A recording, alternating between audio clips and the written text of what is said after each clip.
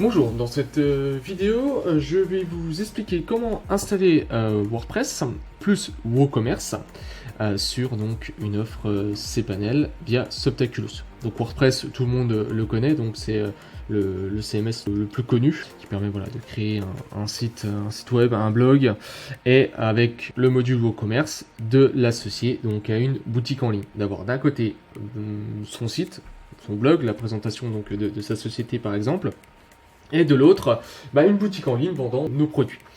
Alors, donc déjà dans un premier temps, on va donc, après s'être connecté donc au cPanel, se rendre sur le Subtaculous App Installer, et on va cliquer donc sur WordPress. Donc Subtaculous ne propose pas l'installation de WordPress plus WooCommerce, donc il faut déjà faire l'installation de WordPress, et ensuite faire l'installation de WooCommerce. Donc là, on va installer donc WordPress. Donc au niveau de la version, on va prendre donc la dernière version disponible. On va installer donc notre WordPress donc dans le dossier boutique. Si on souhaite qu'il soit directement visible sous notre nom de domaine, donc on supprime le dossier boutique. Donc là, on va juste changer le nom de la boutique. On va l'appeler ma boutique.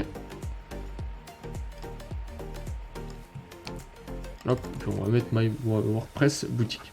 Donc on va pas activer l'option multisite parce qu'on souhaite qu'il y ait uniquement ce site qui soit géré donc sur ce panneau de contrôle. Donc au niveau du compte administrateur, donc je laisse les paramètres par défaut. Donc lors de votre installation, il faudra bien sûr modifier ces paramètres, donc le nom d'utilisateur, le mot de passe, l'adresse mail de courriel pour pouvoir récupérer les paramètres de connexion si on les a perdus. Et également au niveau du mot de passe, bien sûr, vous avez toujours le générateur de mot de passe qui peut être utilisé. Je vais remettre le mot de passe par défaut. Donc au niveau de la langue, on va choisir en français.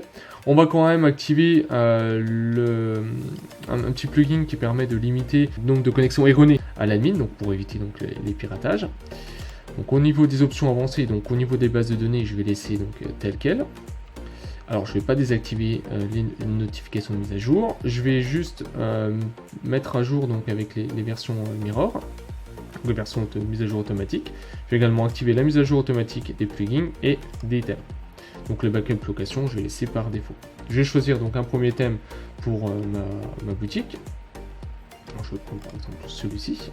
Et je vais lancer donc son installation. Donc l'installation peut être plus ou moins longue, tout dépend le CMS qu'on souhaite installer ou le RP qu'on souhaite installer.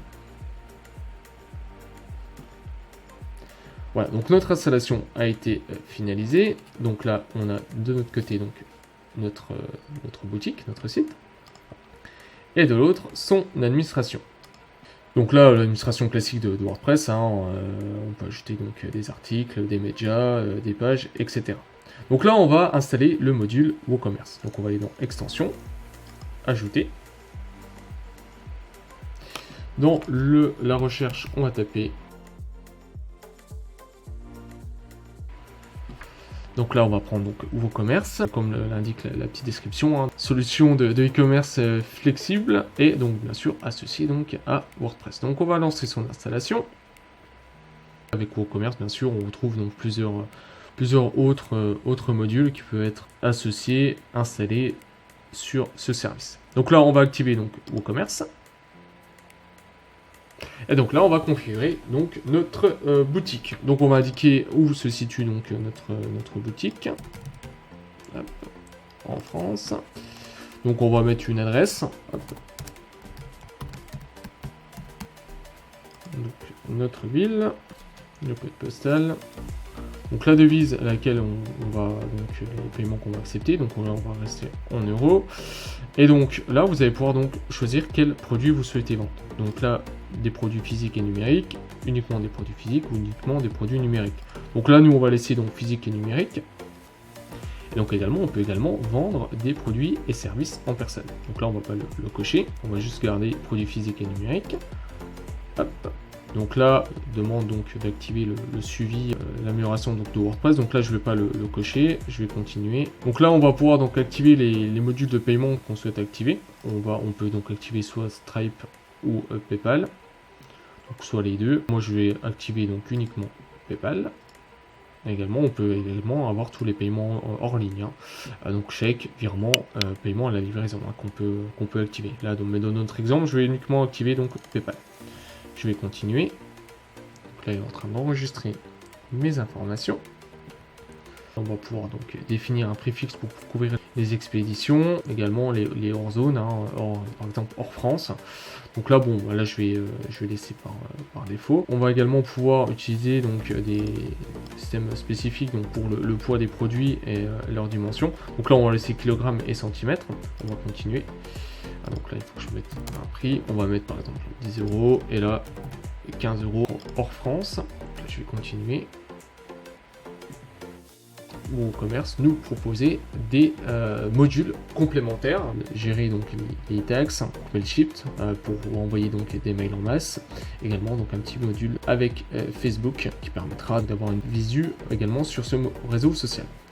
Donc on va continuer en laissant donc cocher ces 5 modules complémentaires qui vont nous permettre d'améliorer donc le fonctionnement de notre boutique et donc sa visualisation donc sur internet via WordPress. WooCommerce nous propose donc Jetpack qui va nous permettre de sécuriser, d'améliorer les fonctionnements de notre boutique. On va passer cette étape, hein, mais je vous recommande de l'installer. On est donc prêt à vendre. On va se rendre de nouveau sur le tableau de bord et là on va avoir donc WooCommerce, donc le dashboard pour permettre donc de visualiser nos commandes. On peut retrouver également les réglages de la boutique, également donc les produits. Donc tous nos produits, on va pouvoir ajouter des produits, des catégories, des étiquettes, etc. Au niveau du site, on va retrouver donc voilà notre boutique qui va être visible, mais on va pouvoir donc bien sûr lui ajouter donc des pages pour agrémenter donc notre site de la présentation par exemple de notre société.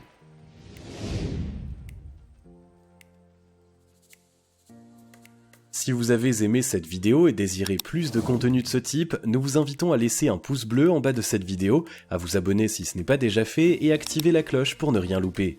Si vous avez des questions, n'hésitez pas à les poser dans les commentaires, nous nous ferons un plaisir d'y répondre par écrit ou par le biais d'une vidéo.